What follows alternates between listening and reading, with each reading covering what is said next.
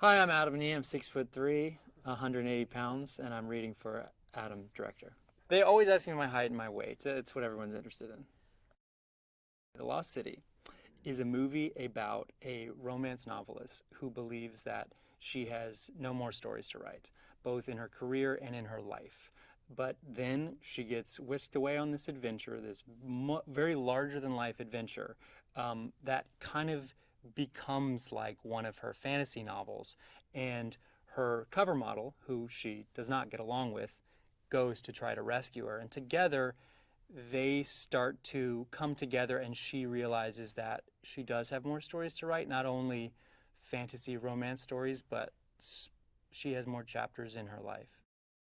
This movie you have to see in the theater. And it is a classic movie going experience. That's one of the things that we strove for, and why we shot the movie in the jungle, why we really shot on open ocean and in the sweaty, hot jungles of the Dominican Republic, is because we wanted it to be a big screen experience. It's not a movie that's meant to be watched on your phone. It is a big, epic scale and scope adventure film.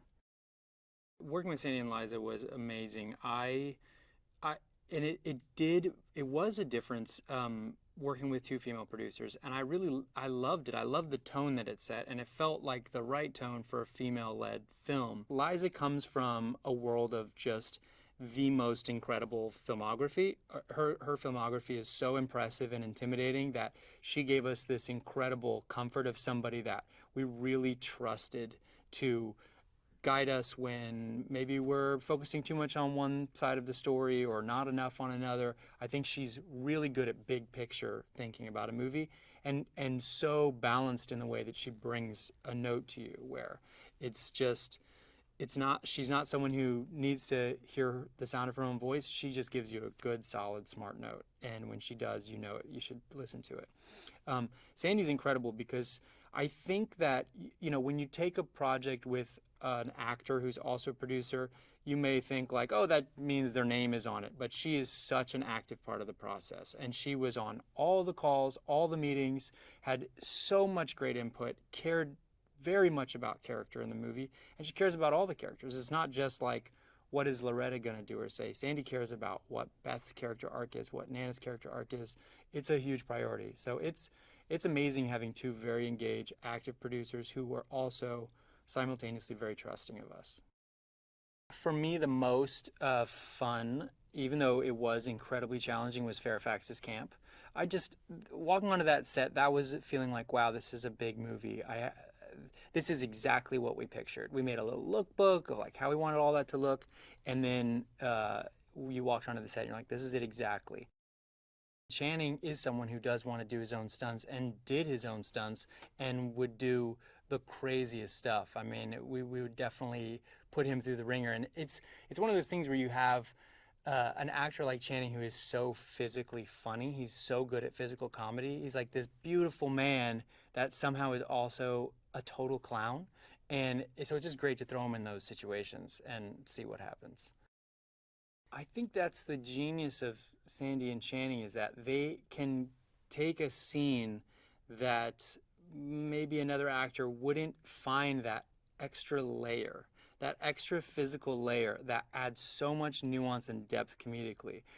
Sandy is always coming up with an idea or finding something inside of a scene that adds this weird physical comedy thing that does kind of harken back to Lucille Ball or Charlie Chaplin, or just like great classic physical comics. And Channing is the same way.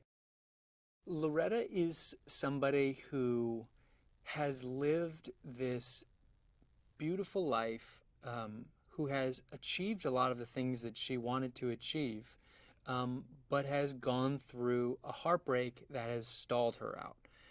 She's gotten to this point in her life where it's hard to see the future. It's hard to imagine more.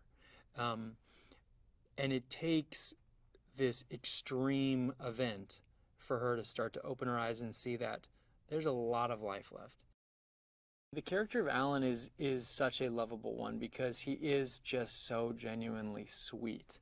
And I think it was very intentional that we wanted to have this adventure movie where your male lead is so kind and sweet and that you can be masculine and soft, that you can be this hunky guy, but also just be kind. And he just, day one, as soon as we started shooting scenes with him, it was like, Channing's perfect for it, because Channing is like a sweet puppy dog. He is so kind and happy and positive, and just brought so much life to that role. Casting Daniel Radcliffe in that role is one of the greatest things that happened on this movie. I can't imagine anyone else playing the part. I am in love with Daniel Radcliffe. He is such an incredible actor. He's so prepared. He's so thought it through, but then he's completely pliable as well and willing to try anything. We wanted him to be this kind of like, I think he envisions himself as not a Bond villain, but as James Bond. That was kind of the thing that we would pitch to him, is like, you don't think of yourself as a villain, you think of yourself as this like international man of mystery. And also this kind of like Gatsby-esque figure. And so we wanted to put him in this white suit that is so impractical for a jungle adventure. Just put him in things that you like would not wear in 110-degree weather in the jungle. When Davine first came up, I had seen her in the Dolomite movie, and I thought she was incredible. But it's a very dramatic role in that movie, and I thought, well, this character needs to have a lot of life and be, like big, and just, she needs to not get overshadowed by Sandy, because Sandy's like pops on screen, and you're just like, how are you going to make this person like live in the scene together with her? And then I watched her in High Fidelity, where she's like big and huge and funny and crazy, and I was like, okay, this might really work. And then we read with her, and it was obvious. She's incredible. I love Davine. I think she's awesome.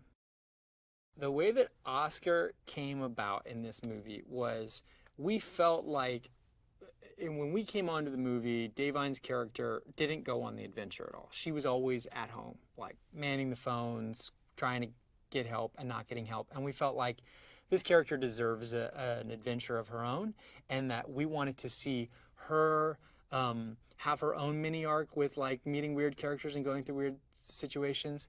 And Sandy had such an amazing experience working with Oscar that she just brought him up, and she was like, what about if we wrote something for Oscar for this journey?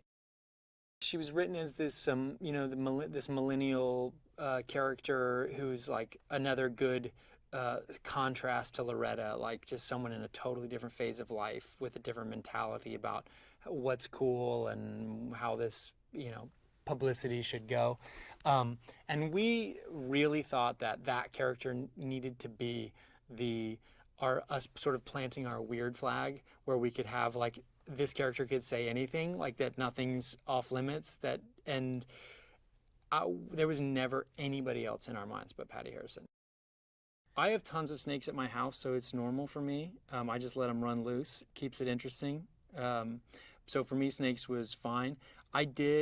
Sandy was like immediately like, let them crawl on me. I want snakes all over me. I'm cool with snakes. And I was like, are you sure? Because they're still snakes. Like, I know they're trained snakes, but I think like when they talked about the domesticated snakes, it meant like snakes they maybe caught 5 days ago. I don't know what the cutoff is for a snake being considered domesticated. So I didn't love the idea of snakes crawling all over her body.